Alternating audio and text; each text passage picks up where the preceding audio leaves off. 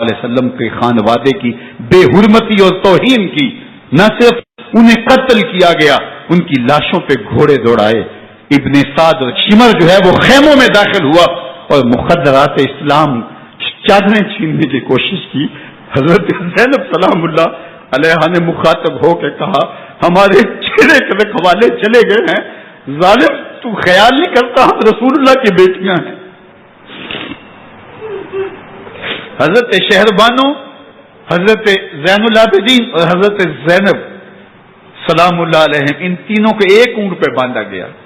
اور باقی اونٹوں پہ باقی سادات کو، حضور کی شہزادیوں کو باندھا گیا، رسیوں میں جکڑا گیا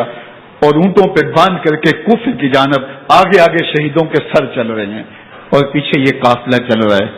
اور جب یہ قافلہ وہاں سے گزرا جہاں لاشیں پڑی تھی، امام زین العابدین 14 سال کے تھے اور بیمار تھے اور ان کا حوصلہ نہ ہوا، وہاں غشی ان کے اوپر آنے لگی اور وہ منظر ابن کثیر نے، باقی لوگوں سب نے لکھا ہے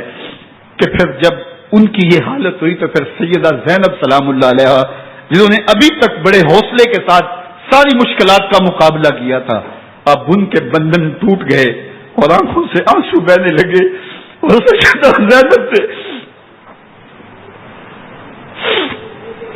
امام حسین رضی اللہ تعالیٰ عنہ کی لاش پہ کھڑے ہو کے،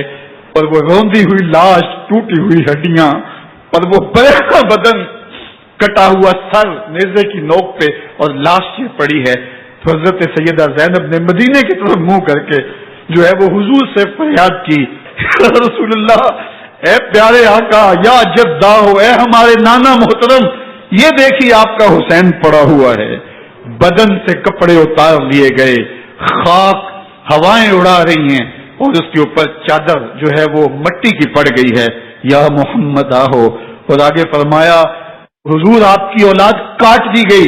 اور پھر کہا بناتوں کا سبایا، حضور دیکھیے آپ کی بیٹیوں کے ہاتھ باندھ دیے گئے ہیں، اونٹوں پہ کس دیا گیا ہے، سرے شہیدہ آگے آگے چل رہے ہیں۔ راستے کے اندر ایک جگہ آئی اور ان کو اتارا گیا، رات کا موقع تھا، ایک خاتون آئی اور اس نے کوئی کھانا پیش کیا ان کو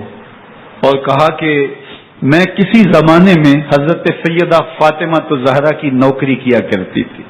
ان کی لونڈی تھی، ان کی کنیز تھی، اور آج مجھے پتا چلا کہ آپ لوگ گزر رہے ہیں، تو میں نے کہا کہ میں اپنی مخدومہ کے خاندان کی خدمت کروں۔ اور پھر اس نے کہا کہ اس وقت سیدہ کی گود میں ایک 6-7 ماہ کی بچی تھی جس کو زینب کہا کرتے تھے، تو سیدہ زینب نے کہا کہ اماں اگر پہچانتی ہو تو وہ بدنصیب